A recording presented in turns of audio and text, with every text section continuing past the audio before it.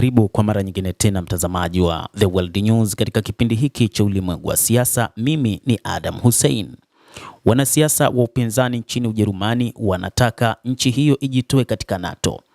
Viongozi hao wa kisiasa nchini humo wanapendekeza kubadilishwa kwa NATO. Kiongozi wa chama cha mrengo wa kushoto anasema kuwa kambi ya kijeshi inayoongozwa na Marekani haina mustakabali mzuri, ambapo upinzani nchini humo unapendekeza ni bora Ujerumani ikajitoa katika NATO na kutafuta washirika wengine kwa ajili ya kushirikiana nao katika mambo ya kijeshi.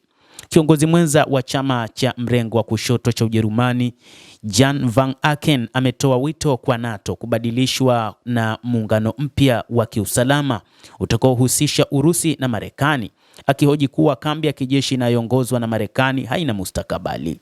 Katika mahojiano na gazeti la Ujerumani la Die Zeit iliyochapishwa siku ya Jumamosi, Van Aken alisema chama kinachoendelea kuunga mkono jukwaa lake la kitaifa la mwaka 2011 ambalo lilitaka Ujerumani kujiondoa katika NATO na kusaidia kuunda mfumo mpya wa usalama kwa pamoja. Viongozi hao walieleza kwamba hali ya sasa ambayo inaonyeshwa na dalili ambazo bwana Donald Trump, rais wa Marekani, anazionyesha ni wazi huenda akajitoa katika NATO na kuyafanya mataifa yaliyosalia kuwa wanachama yakiwa katika hali tete katika kusaidizana na masuala ya kiusalama, na hivyo Ujerumani inapaswa kuwa na washirika wengine ambao ni waaminifu katika masuala ya ulinzi na usalama wa taifa lao.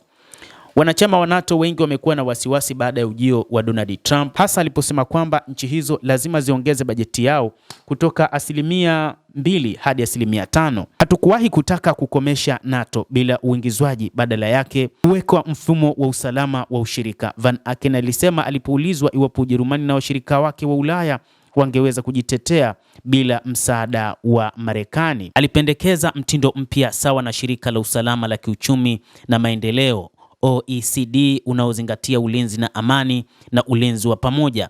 Kitu kama OECD, muungano wa amani wa ulinzi pamoja na Urusi na Marekani. Lakini bila shaka ikiwa tungejenga upya, bila shaka tutahitaji miaka mingine 10, na hatua kama hizi zinapaswa kuchukuliwa na zilipaswa kuwepo kwa muda mrefu, hivyo haina tena wakati ujao, alisema.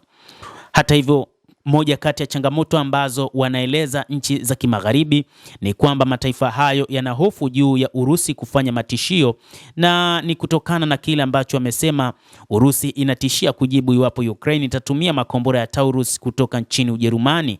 Lakini pia Urusi iliwahi kusema kwamba ikiwa makombora hayo yatafika nchini Ujerumani, basi itahakikisha inafanya mashambulizi kwa kutumia makombora yake mapya ya Oreshnik na makombora mengine ambayo yapo kwa ajili tu ya kulipiza kisasi. Na ndicho ambacho Wajerumani wamekuwa na hofu, na wakiona kwamba Marekani haitotoa msaada wake wakati ambapo nchi hiyo haitakuwa na uwekezaji wa 5% katika bajeti yake. Ndiyo, na wanapaswa kuchukua silaha zao za nyuklia. Wanaweza wakachukua silaha hizo, wanaweza wakatushambulia, alisema. Alibainisha kuwa hifadhi ya nyuklia nchini Ufaransa na Uingereza tayari zaidi ni za kutosha, lakini ni za mataifa mengine. Kuna uwezekano mpaka wakubaliane na matumizi hayo, ndivyo tuweze kuzitumia, sio za kwetu, anasema kiongozi huyo. Mwanasiasa huyo alithibitisha kwamba maono ya Uropa isiyo na jeshi bado ni msingi wa ajenda ya chama, na bila shaka anasema anataka kuishi katika nchi isiyokuwa na jeshi, alisema kiongozi huyo wa upinzani nchini Ujerumani. Mwezi uliopita Ujerumani ilizindua kifurushi kipya cha msaada wa kijeshi kwa Ukraine, yakiwemo magari, roketi za ulinzi wa anga na howitzers. Kansela anayekuja Friedrich Merz ameashiria kuunga mkono Ukraine kwa kuipa makombora ya Taurus yenye uwezo wa kulenga ndani kabisa mwa ardhi ya Urusi. Chama cha Social Democrats ambacho kinafanya mazungumzo ya muungano na chama cha Christian Democratic cha Merz kimepitia hatua hiyo na kusema ni ongezeko lisilokuwa la lazima. Moscow imeonya kwamba kuwasilisha makombora kutaifanya Ujerumani kuhusika moja kwa moja katika mzozo huo, ikisema kuwa vikosi vya Ukraine haviwezi kuendesha Taurus bila msaada kutoka nchini Ujerumani. Mtazamaji, endelea kutufuatilia na nikusitu usisahau kulike, usisahau kucomment, kadhalika na kusubscribe channel yetu hii ili upate habari hizi kwa mapana hapa The World News. Naitwa Adam Hussein, endelea kuwa nasi wakati wote, endelea kutufuatilia.